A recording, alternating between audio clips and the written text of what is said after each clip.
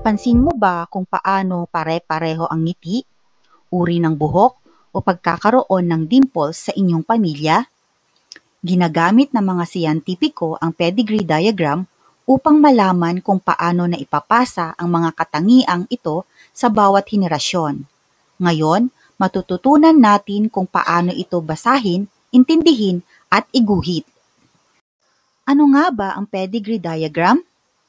Ang pedigree diagram ay family tree na nagpapakita kung paanong naipapasa ang mga traits, tulad ng kulot na buhok, albinism, or hemophilia, mula sa magulang papunta sa anak. Narito ang mga standard na simbolo sa pedigree diagram. Para gumuhit ng pedigree diagram, kailangang gamitin ang tamang simbolo. Narito ang mga ginagamit sa agham ng genetics. Ang square ay sinasagisag nito ang lalaki, at ang bilog naman ay sinasagisag nito ay ang babae. Ano naman ang ibig sabihin ng mga linya? Ang horizontal line na nakakabit sa babae at sa lalaki ay nangangahulugan na sila ay mag-asawa. At kung hindi man sila kasal, maaaring sila ay nagkaroon ng supling. Kapag ang vertical line ay nakakabit sa horizontal line ng mag-asawa, ibig sabihin nito na ang lahat ng tao na nakakabit sa kababa nila ay kanilang mga anak, kaya magkakapatid ang mga ito. May special notation para naman sa mga kambal. Ito ang para sa identical twins at ito naman ang para sa fraternal twins. May mga iba pang linya na maaaring makita sa ating pedigree diagram. Una rito ang proband. Ang proband ay isang unang taong natukoy sa isang pamilya na may particular na katangian o genetic disorder na sinusuri sa pedigree diagram. Siya ang starting point ng genetic investigation. Halimbawa, kapag ang isang estudyante ay gumagawa ng pedigree para sa dimples, at si Anna na grade 8 student ang unang tinukoy na may dimples sa kanyang pamilya, siya ang proband. Ang simbolo ng proband ay isang circle para sa babae at square naman para sa lalaki na may maliit na arrow na nakaturo sa gilid o ilalim ng kanyang hugis. Ang dobling guhit naman na nakakabit sa horizontal line ng mag-asawa ay nangangahulugan na sila ay divorce or hiwalay na. Minsan ay makakakita ka ng dalawang horizontal line na nakakabit sa babae at lalaki. Ito ay nangungahulugan ng consanguineous o incest. Narito pa ang ilan sa mga simbolo na makikita natin sa pedigree diagram. Kapag puno ng itim ang babae at ang lalaki, ibig sabihin nito na sila ay apektado o dala-dala nila ang katangian na sinusuri. Kapag puti, ibig sabihin siya ay hindi apektado o hindi niya dala-dala ang katangian na sinusuri.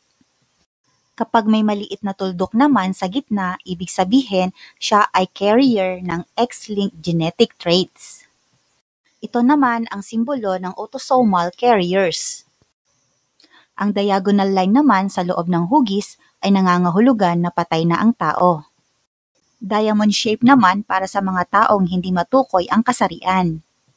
May maliliit na square naman o bilog na nangangahulugan na ang bata ay namatay bago o habang pinapanganak. Maaari ding gamitin ang mga simbolong ito para sa mga batang namatay bago pa sila ipanganak. Para naman sa mga adopted child or ampon, ang square or circle ay mayroong dash na outline. Para naman sa mga hindi pa pinapanganak o pinagbubuntis pa lamang, ito naman ang kanilang simbolo. Ano naman ang ibig sabihin ng mga numero na makikita sa ating pedigree diagram? Ang Roman numerals sa kaliwa ay nangangahulugan ng bilang ng henerasyon. Ang Arabic numerals naman ay para sa individual na nasa loob ng henerasyon. Napakahalaga ng paggamit ng Roman at Arabic numerals sa pedigree diagram dahil ito ang nagbibigay ng organisadong sistema para sa pagtukoy, pagsunod at pagsusuri sa mga miyembro ng pamilya across generations, lalo na sa mga scientific at medical context. Halimbawa nito ang nasa Roman numerals na 2 at Arabic numbers na 3 ay nangangahulugan ng third individual in generation 2. Narito ang mga hakbang sa pagguhit ng pedigree diagram. Una, tukuyin ang proband. Pangalawa, hanapin ang impormasyon sa pamilya, magulang, kapatid, lolo at lola. Pangatlo, gamitin ang tamang simbolo. Pang-apat, ikonekta sila gamit ang horizontal at vertical lines. At panglima, kulayan o i-shade ang mga taong may katangian. Narito ang isang halimbawa. Si Ana ay may dimples, ganun din ang kanyang ama at lola. Ang ina at kapatid niya ay wala. Guguhit tayo ng diagram upang makita ang inheritance. Mula sa halimbawa kanina, narito ang ginawa nating pedigree diagram, na kung saan ipinapakita na si Ana ang ating proband, na nangungulugan na siya ay may katangian ng pagkakaroon ng dimples, ganun din ang kanyang ama at ang kanyang lola. At dito ipinapakita rin na ang kanyang lolo, ang kanyang nanay at ang kapatid ay walang naman ng katangian. Paano naman natin malalaman kung ang katangian ay dominant, recessive, autosomal at X-linked? Paano natin nalalaman na mayroong dominant trait o namamayaning katangian ng isang individual? Una, lumalabas sa halos bawat henerasyon, bihirang lumaktaw. Pangalawa, may isa lang sa magulang ang may trait pero maaaring maipasa agad sa anak. Pangatlo, kahit isang alin lang ay sapat para lumabas ang katangian. Pang-apat, kapag may trait ang anak, kadalasan may isa sa mga magulang na may trait din. Paano makikita sa pedigree? Halos bawat linya ng henerasyon ay may shaded symbol. Ibig sabihin, may trait. Pangalawa, walang henerasyong lumaktaw. Lagi kang makakakita ng affected individual. Paano naman ang may recessive trait o di namamayaning katangian? Una, maaaring lumaktaw sa henerasyon. Minsan nasa magulang pero hindi lumalabas. Pangalawa, parehong magulang ang maaaring carrier, ngunit hindi nila ipinapakita ang trait. Pangatlo, kailangan ng dalawang recessive alleles upang lumabas ang trait. Pang-apat, kapag ang magulang ay normal pero may anak na apektado, recessive ito. Paano makikita sa pedigree? Una, may anak na apektado kahit walang trait ang magulang, ibig sabihin, carrier sila. Pangalawa, kadalasang may henerasyong walang shaded symbol, saka biglang lilitaw sa susunod na henerasyon. Paano matukoy kung autosomal ang katangian ng pedigree diagram? Ang autosomal traits, ito ay mga gene na nasa non-sex chromosomes. Ang ating chromosomes ay binubuo ng 23 na pares. So ang chromosome 1 to 22 ay ang mga tinatawag nating non-sex chromosomes. Ano-ano ang mga palatandaan sa pedigree? Una, pantay ang dami ng lalaki at babae na apektado. Pangalawa, maaaring dominant o recessive ang trait. Pangatlo, walang bias sa kasarian pagdating sa inheritance. At pang-apat, lumalabas ang trait batay sa pagkaka-inherit ng alleles. Narito ang palatandaan ng autosomal dominant. Una, lumalabas ang trait sa bawat henerasyon. Pangalawa, karaniwan may isang magulang na apektado. Narito naman ang mga palatandaan ng autosomal recessive. Una, maaaring lumaktaw sa henerasyon. Pangalawa, ang magulang ay maaaring carrier pero hindi apektado. Pangatlo, lalabas lang ang trait kung ang anak ay nakakuha ng dalawang recessive alleles.